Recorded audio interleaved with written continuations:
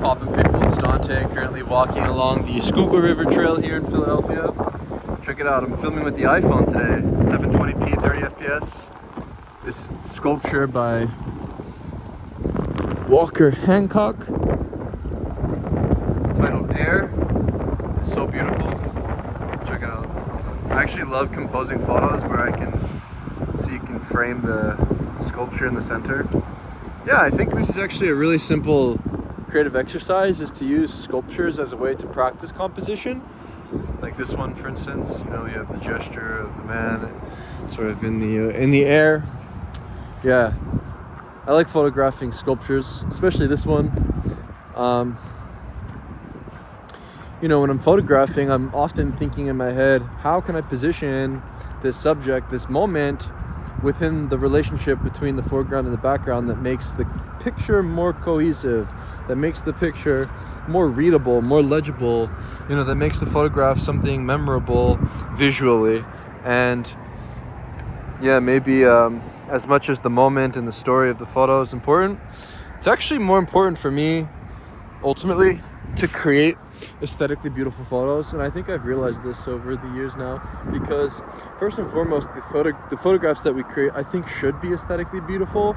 And so now when I'm going to photograph, stripping it down to high contrast black and white, yeah, I think it at least makes a beautiful, interesting photo, or something that's worth looking at, right? I think that's a good start when it comes to practicing photography.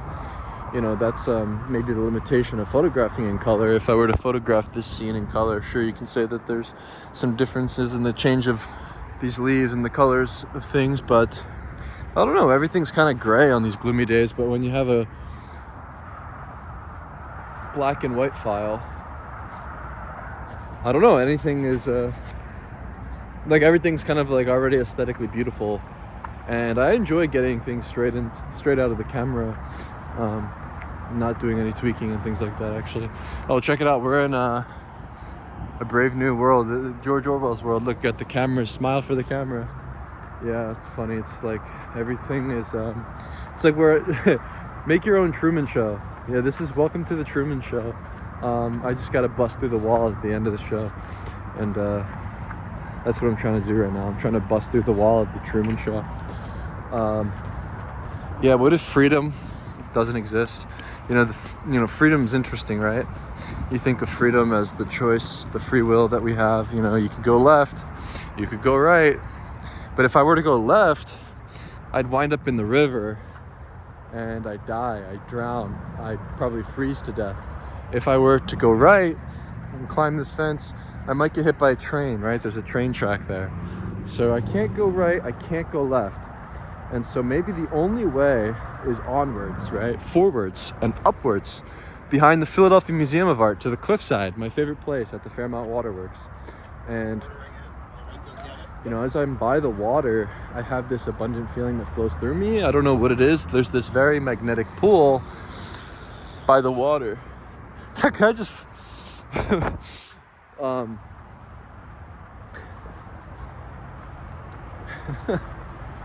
yeah, look, we have the brotherly love and joy. Yeah, I think this holiday season is the season of joy and brotherly love and peace. Look, we have the eagle. It says peace. Yeah, although the eagle being a symbol of Zeus, of power, the eagle flies alone when it's in hunt. And when an eagle kills its prey, all it really has to do is nudge the goat by the cliff and let it topple down, right? The eagle is strategic in its approach to killing its prey and doesn't necessarily need to use too much force, kind of just flying alone and being strategic with the way in which it kills things, allowing gravity to do the rest. Yeah, I find that I feel most close to God when I recognize I'm bound by gravity. When I'm close to soil, when I'm close to the earth, when I have the dirt on my hands, right? When I have rocks and natural things below my feet.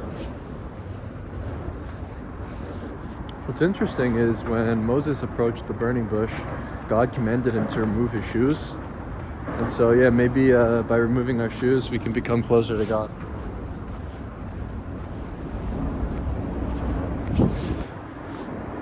So there's lots of trash. Look at this spoiled meat. What is this? What is this? Let's investigate. So we got the focus on the iPhone. A weekend tuna steak. Oh, so it's tuna. Oh, look at that. Look at this. Take a screenshot. Look at this. This spread. We got the rotten tuna steak. I didn't know tuna. You could have a tuna steak. I remember I used to like eating tuna. I don't really eat any seafood anymore. I recently just purchased a half steer, a half cow from the Amish.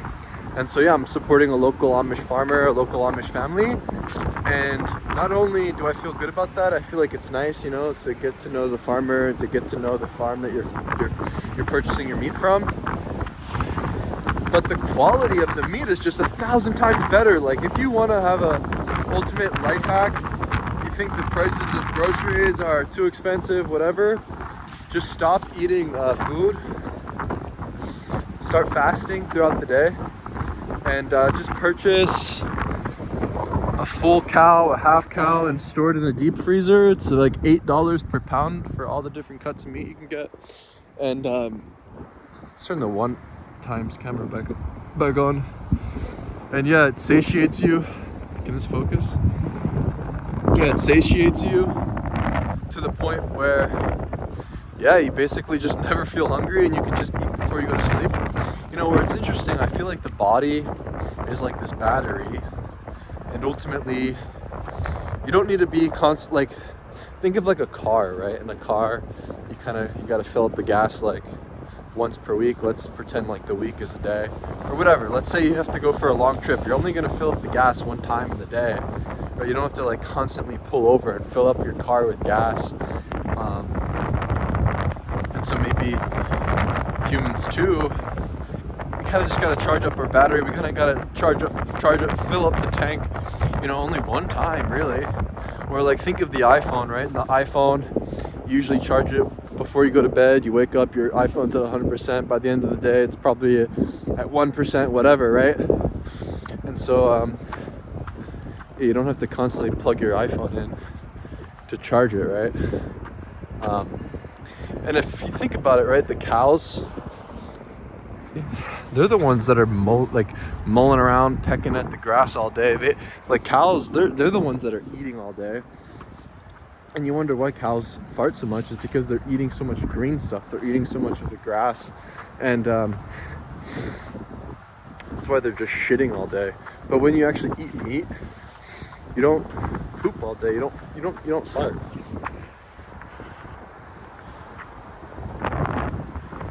Hey, how are you?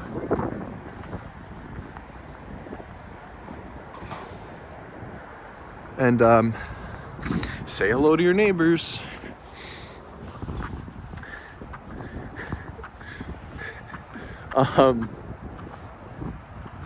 Where were we?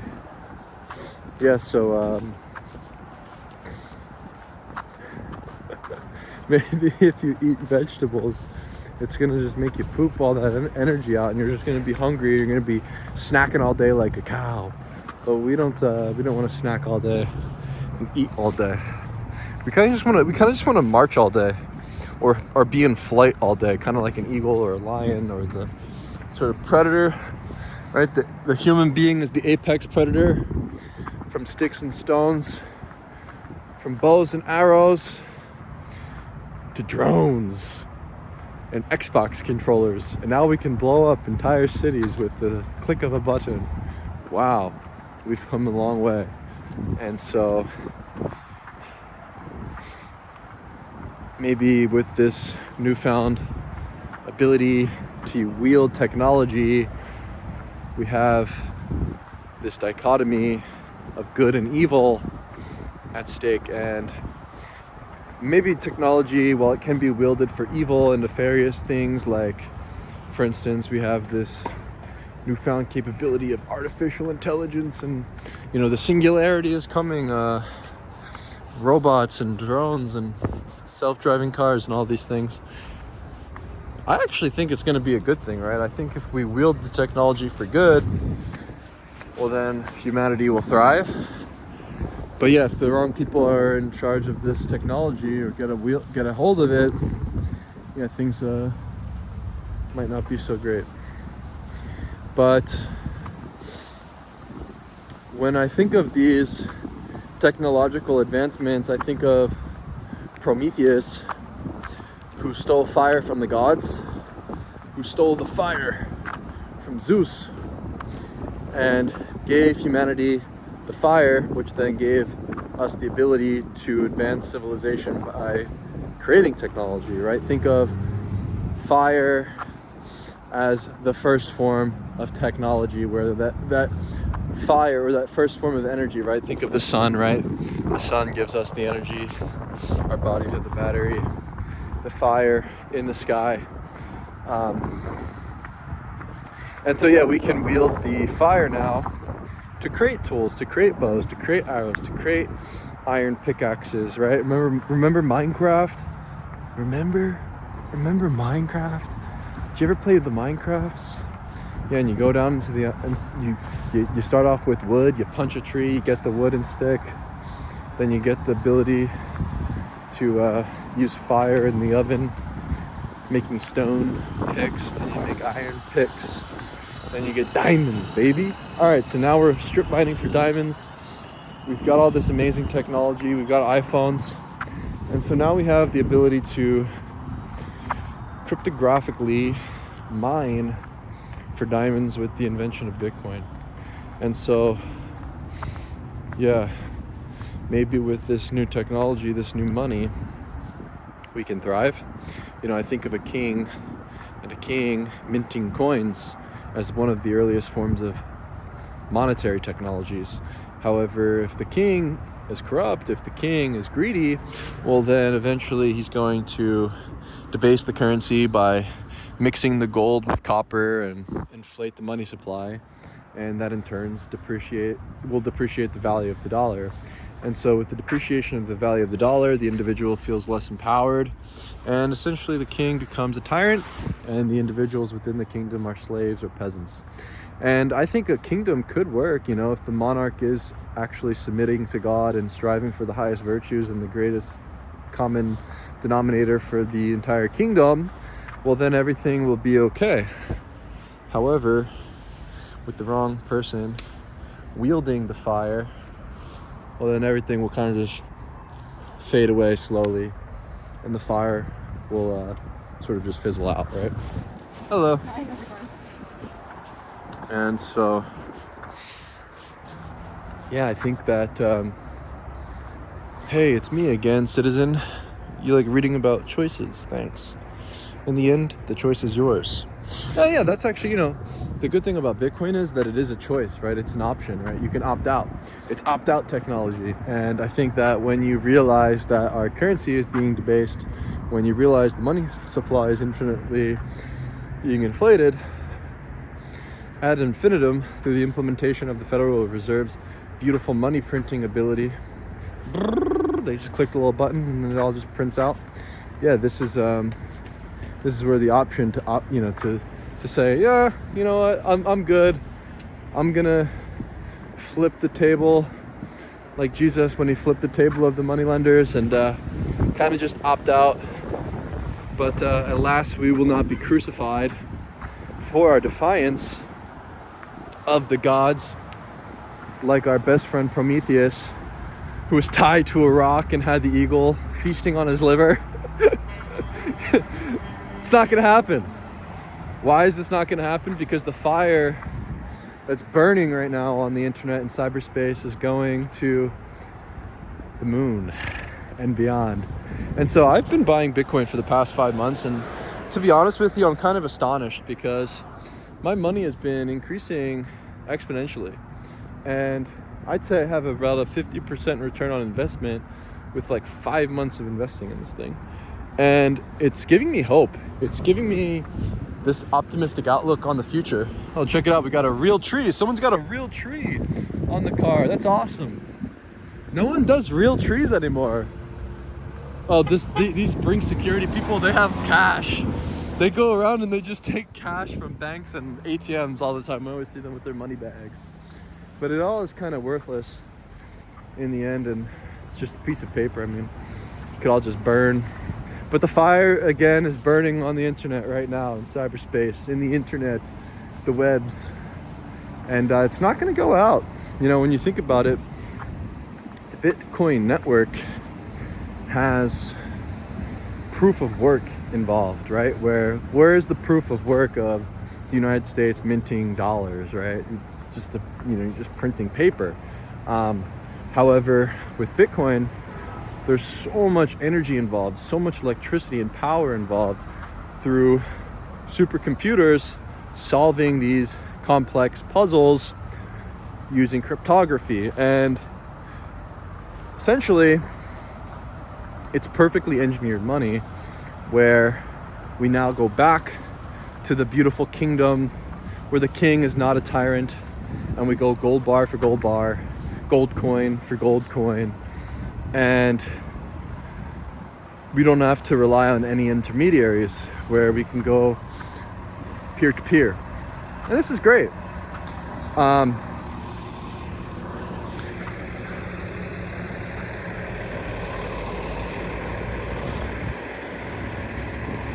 No central bank needed. Here we are, coming to the elevated view behind the Philadelphia Museum of Art here in the background. Yeah, I love coming to this spot every single day. It's just a nice place to gaze out at the horizon. When I look out at the horizon, it reminds me how open this world is and how many infinite possibilities there are, how endless the terrain truly is. But that freedom is only found when you move onwards and upwards. And so maybe adopting Bitcoin is kind of similar in a way, where you realize there really is no other choice but to get on that life raft as the Titanic slowly sinks. You know, people think about Bitcoin being this volatile, scary, dangerous thing. It goes up, it goes down. But when I think about volatility, I think about vitality, and looking at that waterfall and this river ever flowing. Yeah, that's energy. And that's what's amazing about Bitcoin, is the energy involved and how it's running 24/7, 365 days a year. That's the problem with modern banking, is the bank is closed on the weekends, the bank is closed on the holidays, right? And it's slow, and it's this 20th century technology in a 21st century world. And I think it's time for us to move on and to adopt something new. The bridge that was crafted, who knows how long ago? Maybe this bridge was crafted centuries ago, 200 years ago at least. Yeah, I'd say that sometime in the 19th century. Yeah, I mean, that guy crossing the bridge, is he thinking about how dangerous it is if the bridge would collapse? No, he trusts the bridge, right? The bridge has been perfectly engineered for him to use and to cross every single day along his journey. And he doesn't have to really think about the danger or the risk involved. And so, yeah, maybe the moral of the story is to embrace that danger, that open terrain, the unknown, the volatility, because ultimately that's where we can achieve vitality, or feel the sensation of vitality, is in the unknown, in the danger. And so yeah, on this Black Friday, don't consume anything, just buy Bitcoin, and let's all thrive together. Let's create a new world, a better world. Hopefully, an eagle won't peck me and knock me off the cliff. to get tied down to the rock.